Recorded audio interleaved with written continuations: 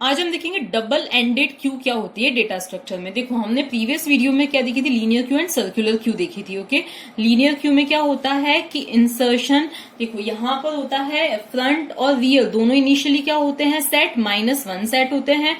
उसके बाद में जब जब हम इंसर्शन करते हैं तो इंसर्शन के टाइम पे रियर को इंक्रीमेंट किया जाता है। फर्स्ट टाइम तो हमें फ्रंट को भी इंक्रीमेंट करना पड़ता है, और इंसर्शन कुल मिला के क्या होता है, इंसर्शन के टाइम पे रियर को इंक्रीमेंट किया जाता है। मतलब पहला जब हमने इंसर्शन किया यहाँ पर, ये 0th, ये फर्स्ट, ये सेकेंड, ये थर्ड लोकेशन, तो फ्रंट और रियर दोनों कहाँ आ जाएंगे, यहाँ पे। फ्रंट और रियर का मतलब ही क्या होता है, फ्रंट मतलब फर्स्ट एलिमेंट, रियर मतलब लास्ट एलिमेंट। तो अब फ्रंट भी यही है, रियर भी यही है। अब जब जब हम इंसर्शन करेंगे तो रियर को इंक्रीमेंट करते जाएंगे। तो अब एक और इंसर्शन किया तो रियर यहाँ आ जाएगा, फिर एक और इंसर्शन किया तो रियर कहाँ आ जाएगा, यहाँ पे आ जाएगा। तो कुल मिला के फ्रंट पॉइंट करता है फर्स्ट एलिमेंट को और रियर पॉइंट करता है लास्ट एलिमेंट को।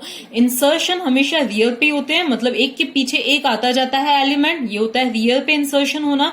और डिलीशन हमेशा फ्रंट से होते हैं, इसीलिए इसको क्या बोला जाता है, फर्स्ट इन फर्स्ट आउट। जो सबसे पहले आया वही सबसे पहले जाएगा भी। ओके, तो इसलिए डिलीशन कहां से होते हैं, सबसे पहले कहां से होते हैं, डिलीशन फ्रंट से, और इंसर्शन रियर पे होते हैं। डिलीशन के टाइम पे फ्रंट इंक्रीमेंट होता है, इंसर्शन के टाइम पे रियर इंक्रीमेंट होता है। ये अभी तक हमने लीनियर क्यू में देखा था। अब डबल एंडेड क्यू में क्या होता है, ये क्या थी, सिंगल एंडेड क्यू, मतलब एक ही एंड से इंसर्शन होता है, एक ही एंड से क्या होता है, डिलीशन होता है। डबल एंडेड क्यू में क्या होता है कि इंसर्शन एंड डिलीशन दोनों एंड से पॉसिबल होते हैं। सपोज ये है हमारी क्यू जिसमें 4 एलिमेंट्स पॉसिबल है इंसर्ट करना। तो अब ये हमारे ऊपर है कि हम एलिमेंट को फ्रंट से इंसर्ट करना चाहते हैं या रियर से इंसर्ट करना चाहते हैं। ये क्या हुआ, इंसर्शन का कोड, मतलब इंसर्शन का कंसेप्ट। इसी तरह से डिलीशन भी हमारे ऊपर है कि हम सबसे पहले एलिमेंट को बाहर निकालना चाहते हैं या सबसे लास्ट वाले एलिमेंट को बाहर निकालना चाहते हैं। तो ये क्या होती है, डबल एंडेड क्यू, जिसमें इंसर्शन और डिलीशन दोनों एंड से पॉसिबल होते हैं। तो इसमें जो पॉसिबल ऑपरेशंस होंगे, नॉर्मली जो ऑपरेशंस होते हैं वो क्या होता है, इंसर्ट एंड डिलीट होता है। उसके अलावा ये होता है इज फुल, इज एम्प्टी, ये सब तो होते ही हैं। अब यहां पर जो ऑपरेशन होते हैं, देखो इंसर्शन 2 टाइप के होंगे। पहला इंसर्ट एट एंड, मतलब हमें लास्ट में एलिमेंट को इंसर्ट करना है क्या, तो ये वाला जो होगा कोड, इसका जो इम्प्लीमेंटेशन होगा वो सिंपली कैसा होगा, जैसा कि हमने सर्कुलर क्यू में देखा है।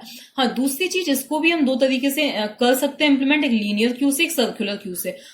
लीनियर अरे और सर्कुलर अरे से, अगर हम अरे में इम्प्लीमेंट करना चाहते हैं।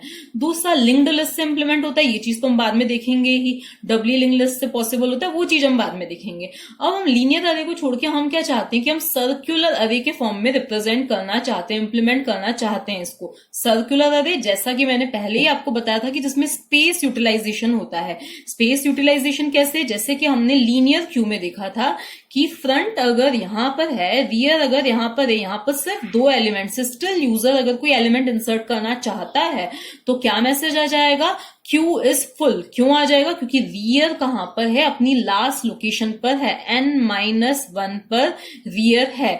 यहाँ पे n क्या है, 4 है, तो रियर कहां पर है, n-1 3 पर है, तो इसको फुल ही बोला जाएगा। चाहे हम इसे भी डिलीट कर दे तो भी क्या बोला जाएगा, क्यू इज फुल बोला जाएगा। तो ये क्या था, लीनियर क्यू का ड्रॉबैक था। तो हमने क्या लिया था, सर्कुलर क्यू लिया था, जिसमें अगर एम्प्टी लोकेशंस हैं हमारे पास तो फिर क्या होगा, मतलब ये इस तरह से कुछ होता है, ठीक है। तो अगर यहां पर एम्प्टी लोकेशंस हैं तो अगला जो इंसर्शन होगा वो घूम के कहां पे हो जाएगा, यहां पर हो जाएगा। तो ये क्या थी, हमारी सर्कुलर क्यू थी। तो हम इसी कंसेप्ट का यूज इसमें भी करेंगे। ओके, कैसे करेंगे वो हम बाद में देखते हैं। तो insert and at end operation जो होता है वो सिंपली कैसा होता है, जैसा हमने इंसर्ट ऑपरेशन सर्कुलर क्यू में देखा था। क्योंकि हम नॉर्मली क्यू में इंसर्शन कहां पे करते हैं, एंड में ही करते हैं। तो ये ऑपरेशन तो हमें वापस से देखने की जरूरत नहीं है, प्रोग्राम में हम इस चीज को इंप्लीमेंट करेंगे। नेक्स्ट जो ऑपरेशन होता है वो क्या होता है, इंसर्ट एट फ्रंट। ठीक है, हमें क्या करना है, एलिमेंट को फ्रंट में इंसर्ट करना है। नॉर्मली हम पीछे पीछे इंसर्ट करते जाते हैं। जैसे आप किसी क्यू में भी खड़े हो तो आपको क्या बोला जाएगा कि आप पीछे जाके खड़े हो जाओ।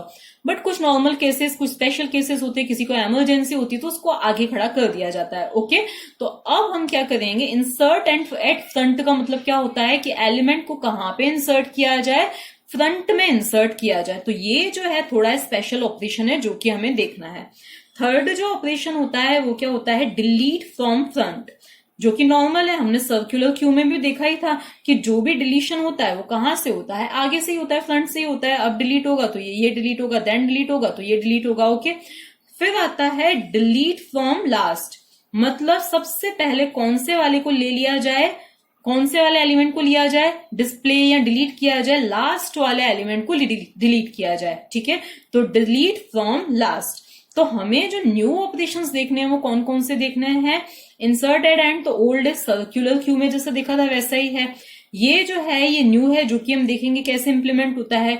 डिलीट फ्रॉम फ्रंट जो है ये क्या है, न्यू नहीं है, ये सर्कुलर क्यू जैसा ही होगा, लेकिन डिलीट फ्रॉम लास्ट जो है ये क्या है, न्यू है, जो कि हमें देखना है। तो आज के मैं आपको वीडियो में ओनली क्या बताऊंगी, इंसर्ट एट एंड तो नहीं बताऊंगी, ये तो हम पहले ही देख चुके हैं। इंसर्ट एट फ्रंट में आपको बताऊंगी किस तरह से वर्क करता है।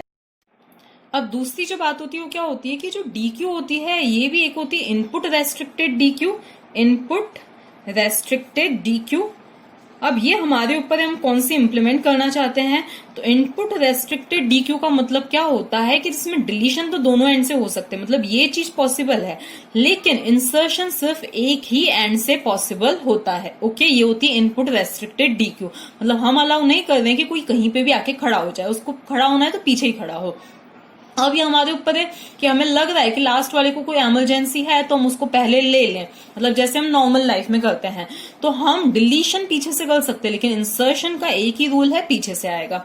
तो ये हुई इनपुट रेस्ट्रिक्टेड डीक्यू। नेक्स्ट होती है आउटपुट रेस्ट्रिक्टेड डीक्यू। इसका मतलब क्या है कि इसमें इंसर्शन कहीं से भी हो जाएगा, मतलब यहां से भी हो सकता है, यहां से भी, लेकिन डिलीशन का जो रूल है कि जब सबसे पहले जो गया था वो सबसे पहले आएगा, फर्स्ट इन फर्स्ट आउट, वही रूल फॉलो होगा। ये जो चीज है ये अलाउड नहीं रहेगी। ओके, अब ये हमारे ऊपर है कैसे इंप्लीमेंट करते हैं। तो अभी सबसे पहले हम देखते हैं इंसर्ट एट फ्रंट वाला ऑपरेशन देखते हैं। ओके, अब देखो ये है हमारी क्यू, जो कि हम सर्कुलर अरे के फॉर्म में रिप्रेजेंट करना चाहते हैं, जैसा कि मैंने आपको पहले भी बताया था। ओके, कुछ इस फॉर्म में इंसर्शन होंगे। पहले यहां पर सपोज ये 0th लोकेशन है, ये फर्स्ट है, ये सेकंड है, ये थर्ड है, ये फोर्थ है। तो जो इंसर्शन होंगे इस राउंडेड फैशन में होंगे। अब ये मैं आपको पहले एक्सप्लेन कर चुकी हूँ। ओके, अब हम क्या करते हैं, ये 0th लोकेशन, ये फर्स्ट लोकेशन, ये सेकंड, ये थर्ड, तो यहाँ पर n इज इक्वल्स टू क्या है, 4 है। अब काउंट जो है वो क्या चीज इंडिकेट करता है कि कितने एलिमेंट सभी क्यू में प्रेजेंट हैं। अब मान लिया कि हमने क्या किया है, यहाँ पर सबसे पहले किसको इंसर्ट किया, 3 को। अब कैसे भी हमने इंसर्ट किया वो अब हम बाद में दिखेंगे। 3 को इंसर्ट हमने कर दिया, तो अभी फ्रंट की वैल्यू क्या है, 0 है, और रियर की वैल्यू भी क्या है, 0 है। ओके, इसी तरह से हमने लास्ट में एक और एलिमेंट अगर इंसर्ट कर दिया, सपोज यहाँ पे हमने 5 इंसर्ट कर दिया, तो 5 यहाँ पे आ जाएगा। अब इंसर्ट एट फ्रंट का मतलब क्या होता है कि हमें जो एलिमेंट इंसर्ट करना है सबसे आगे आगे इंसर्ट करना है। अब इस केस में ये आपको अभी पहले नहीं समझ में आएगा। पहले हम क्या करते हैं, एक दो और एलिमेंट्स इंसर्ट कर देते हैं। सपोज ये हमारा 4 है, ये है हमारा 7, तो अब फ्रंट यहाँ पे है, रियर यहाँ पे है। अभी करंटली काउंट की वैल्यू क्या है, 4 है, तो n इज इक्वल्स टू तो 4 है ही, उसके अलावा काउंट की वैल्यू भी क्या है, 4 है। अब हुआ क्या कि यूजर ने एक एलिमेंट को यहाँ से डिलीट कर दिया, तो ये जो है यहाँ से डिलीट हो गया, तो फ्रंट यहाँ पे आ गया। फिर यूजर ने एक और एलिमेंट डिलीट कर दिया, तो अब हमारा फ्रंट कहाँ पर आ गया, यहाँ पर आ गया है। ठीक है, तो अब हमारी जो क्यू बनेगी वो कुछ इस तरह से बनेगी। कैसे, ये 4, ये 7, ये 0, 1, 2, 3। अभी ये दो लोकेशंस फ्री है, यहाँ पे फ्रंट है, यहाँ पे रियर है। काउंट की वैल्यू क्या है, 2 है। काउंट इज इक्वल्स टू क्या है, 2 है। अब यूजर ने बोला इंसर्ट एट फ्रंट, मतलब उसको आगे एलिमेंट को इंसर्ट करना है, तो ऑब्वियसली एलिमेंट कहाँ आ जाना चाहिए, यहाँ पे आ जाना चाहिए। देखने में बहुत सिंपल चीज लग रही है। तो यूजर को सपोज 2 इंसर्ट करना है, तो 2 कहाँ पे आ जाएगा, यहाँ पे आ जाएगा। तो फिर फ्रंट कहाँ आ जाएगा, यहाँ पे। मतलब नॉर्मली हम फ्रंट और रियर को इंक्रीमेंट करते हैं ना, यहाँ पे फ्रंट क्या हुआ है, डिक्रीमेंट हुआ है। तो हमने एक चीज जो नोटिस की वो क्या है कि हमें इस केस में फ्रंट को क्या करना है, डिक्रीमेंट करना है। कौन से केस में, इंसर्टेड फ्रंट में। तो अब हमारा फ्रंट पहले 2 था, अब क्या हो जाएगा, 1 हो जाएगा। एक और इंसर्शन अगर हमें करना है तो अब हमारा एक और इंसर्शन कहाँ पे होगा, यहाँ पे होगा, फ्रंट में ही करना है। तो अब हमारा फ्रंट यहाँ पे हो जाएगा और काउंट क्या हो जाएगा, 4 हो जाएगा। अब यूजर चाहे फ्रंट में इंसर्ट करना चाहे रियर में, इम्पॉसिबल है। क्यों? क्योंकि काउंट क्या हो चुका है, 4 हो चुका है। ओके, तो अब एक चीज जो हमने देखी वो क्या देखी कि नॉर्मल केसेस में फ्रंट क्या हो रहा है, डिक्रीमेंट हो रहा है। ये चीज हमें नोट करनी है। ओके, लेकिन अब क्या हुआ कि यूजर ने रियर से, क्योंकि डी क्यू है, डिलीशन कहीं से भी हो सकता है, यूजर ने यहां से एक एलिमेंट को डिलीट कर दिया। अभी फ्रंट है यहाँ पे और रियर कहाँ पे है, यहाँ पे है। काउंट की वैल्यू क्या हो गई, 3 हो गई। अब यूजर फिर से एक और इंसर्शन करना चाहता है तो क्यू इज फुल मैसेज तो आ नहीं सकते, क्योंकि एक लोकेशन क्या है, अभी एम्प्टी है हमारी।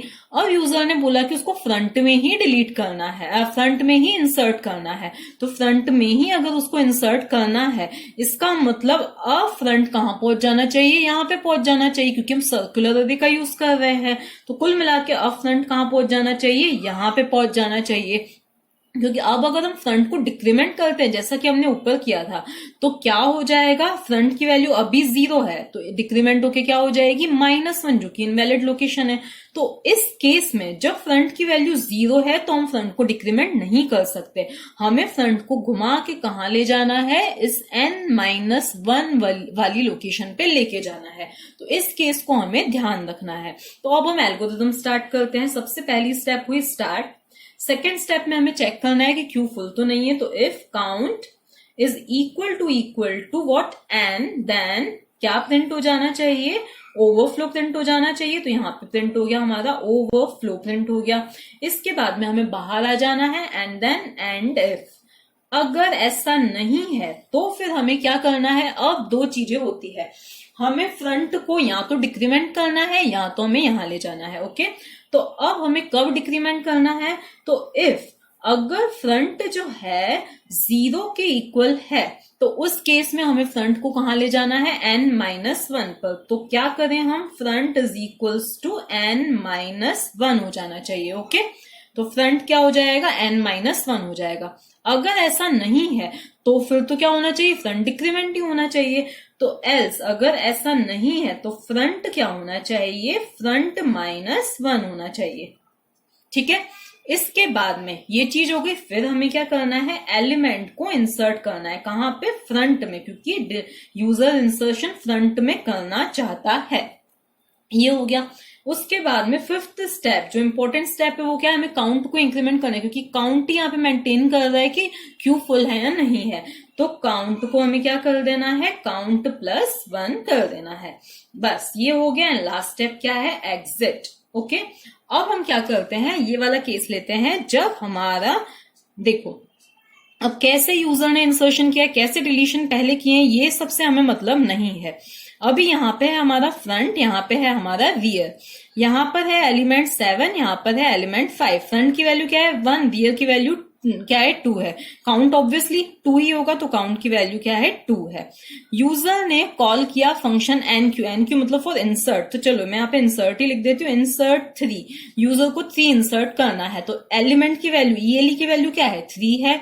हम यहाँ पर आए, क्या काउंट क्या है, 2 है। 2 जो है वो n के इक्वल है क्या, तो 2 n के इक्वल नहीं है, तो हम यहीं आएंगे ऑब्वियसली। तो 1 जो है वो 0 के इक्वल नहीं है, कंडीशन क्या हो गई, फॉल्स हो गई। तो हम कहां पे आएंगे, यहां पर आएंगे और फ्रंट को डिक्रीमेंट कर देंगे। फ्रंट की अभी वैल्यू है 1, 1 - 1 क्या हो जाएगा, 0 हो जाएगा। तो फ्रंट की वैल्यू क्या हो जाएगी, 0 हो जाएगी। फ्रंट इज इक्वल्स टू क्या हो गया, 0 हो गया। फ्रंट कहाँ आ गया, यहाँ पे। और क्योंकि फ्रंट मतलब 0th लोकेशन पे क्या आ जाएगा, हमारा एलिमेंट। यहाँ पे मैंने स्मॉल में F और R लिख दिए हैं, तो एलिमेंट क्या है, 3 है। तो क्योंकि 0th लोकेशन पे क्या आ जाएगा, 3 आ जाएगा। फिर काउंट की वैल्यू इंक्रीमेंट होके क्या हो गई, 3 हो गई, क्योंकि हमने इंसर्शन किया है। फिर क्या होगा, वापस से यूजर ने सपोज इंसर्ट फंक्शन को कॉल किया और अब न्यू वैल्यू दे दी 13। तो ELE क्या हो गया हमारा, 13 हो गया। अब क्या हुआ, काउंट की वैल्यू चेक हुई, क्या 3 और 4 इक्वल है, नहीं है। हम यहाँ पे आएंगे, क्या फ्रंट 0 के इक्वल है क्या, तो हाँ, अब फ्रंट हमारा 0 के इक्वल है, तो कंडीशन ट्रू हो गई। तो अब फ्रंट क्या हो जाएगा, n-1, n क्या है, 4 है।